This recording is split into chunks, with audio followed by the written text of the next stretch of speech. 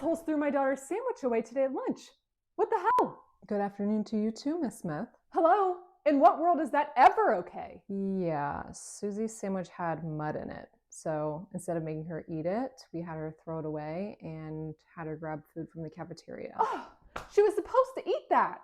Right. Did you not hear us? The sandwich had mud in it. Wet dirt. Yeah, I put it there.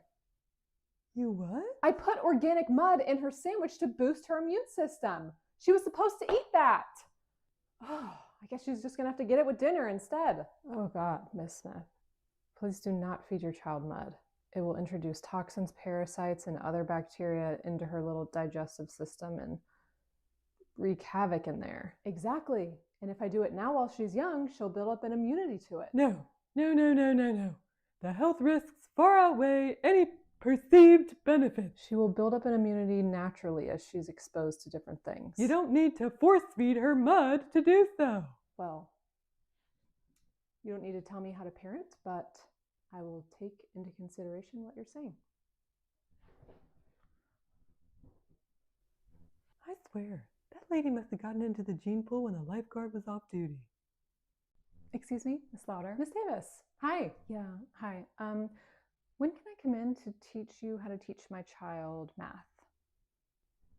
Pardon? I was asking Miss Lauder here when I can come in and teach her how to teach Natalie math. She's got a really advanced brain, and the way she's teaching it just isn't, for lack of better words, good enough. Miss Lauder doesn't teach math in here. I do. So I'm the one you'll need to talk to about that. Oh, great. So when works best for you? Let me think. How about blowing out your ass the clock?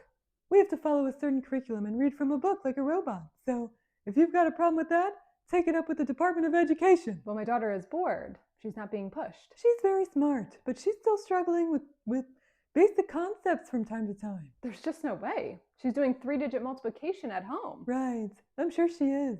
And how much do you help her? Well, I mean, if I do it and then show her how, she understands. I'm sure she does. Now, if you don't mind, it's math time, so we've got to get to work, but feel free to stay and watch her struggle. Well, actually, I've got to run, but we'll talk later. Oh, I'm sure we will. That lady's on Pluto. Where's my desk? Where's my desk? Hi, Lorelai. Do I hear you talking shit in here? Huh? I hear you have a question in here? Yeah, where's my desk? It just disappeared. Yep, so we've started implementing a new policy. Teachers can't have desks in their classrooms. We've taken the desks and piled them up in the middle office. If you need in there to use one, just let me know and I'll unlock it for you. Oh, that's so nice. Can I ask why I'm not allowed to have a desk in my classroom? Well, because this is the kids' classroom, not yours, and we want to make sure you remember that. Here, this will be your new workstation. So if you need a place to grade papers, set your belongings, this will be your place to do so. Yeah, I don't see this working out.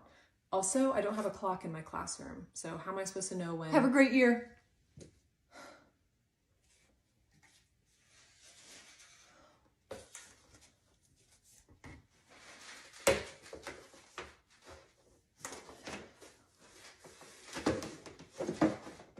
Oh, that reminds me, no sitting. Another reason we removed the desks. Ah, while I have you, one quick question. Yes? Ah! My leg. Well, we had a horrible night last night. Oh no, what happened? These rowdy kids. There was an accident right before bedtime, and we had to rush Susie to the hospital for a circumcision. We were there until about 3 a.m., so she's probably going to be exhausted. I'm sorry, she had to have a what? A circumcision. Do you mind checking it throughout the day to make sure it's not getting too swollen? Miss Smith, can you describe exactly what kind of accident Susie had? Susie and her brothers were trying to move furniture around in her bedroom before bedtime, and one of the nightstands fell over and crushed her toe. She had to have surgery to reset some of the bones. It was just a small Circumcision, so hopefully It doesn't bother her too much. I see what's happening here. The doctors had to make an incision on her toe. Cut it open. Yeah, that's what I've been saying. Are your ears clogged? Oh, Miss Smith, you sweet, sweet dumbass.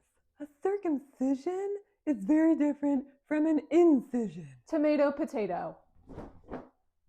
I think I could be a surgeon, like specifically a spinal surgeon. I think I have really great steady hands. I'm very detail oriented. I think if someone was like, you need to come in here and we need you to operate on this man's spine, no preparation, I would be like, I could do this. I can do Would you it. have any schooling? No schooling at all? I don't need any. Right now, the way I am, I think I could If they do say it. his L4 is pinching his L69, you'd be like, no. I'd be up at his neck like, okay, I'm looking for it. 66, 67. Yeah, no, Liz, I can see that for you. And you have very thin, nimble fingers. Perfect for surgery. Mm-hmm. Yeah. So All right. I don't know if you're any good with blood, though, but maybe. I think in a moment like that, I could really just lock in. You can lock An emergency in. surgery Yeah. situation. Yeah, when needed. Yeah. I just picture you standing there asking for tools and you're like saying to the OR nurse, I need the second from the left rotor girder and there's a spark tube that's loose here. He's got a leaky spark tube. I need the spark tube plug.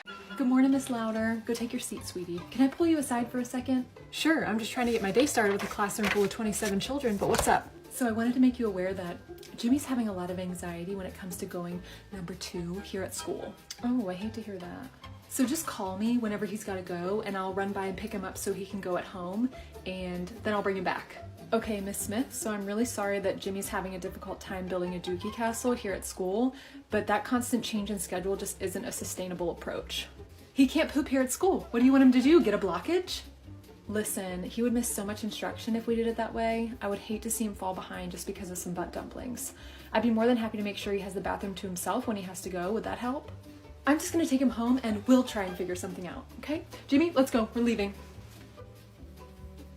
All right, kitty poos. I'm going to lead us through a calming exercise today. Where's our teacher? Miss Louder is at a meeting, remember? And Susie, I am also your teacher. Miss Louder and I are co-teachers, remember? I teach math and science, and she teaches reading and social studies. I thought you were Miss Louder's grandma. All right, today we're focusing on mindfulness and our senses. How many senses do we have? 3, the kind that jingle in our pockets so that we can buy stuff, a 6th sense so that we can see dead people, and a spidey sense we feel when we tingle. Not quite, Susan. And please raise your hand next time. We have 5 senses: taste, hearing, sight, smell, touch. Today we're going to be focusing on smell. Now, everyone close your eyes, and I want you to start to think about things that you can smell. Poop. Now, I want you to think of your favorite things to smell. Take a minute. As you think of your favorite smell, I want you to keep it in your brain and practice taking slow, deep breaths. My favorite smell is brownies, so that's what I'm picturing in my mind as I slow down my breathing. Susan, is this an emergency? My mom makes brownies, but I'm not allowed to have them because they're adult brownies. Okay, well, that's all the time we have for relaxing today. Let's pack it up.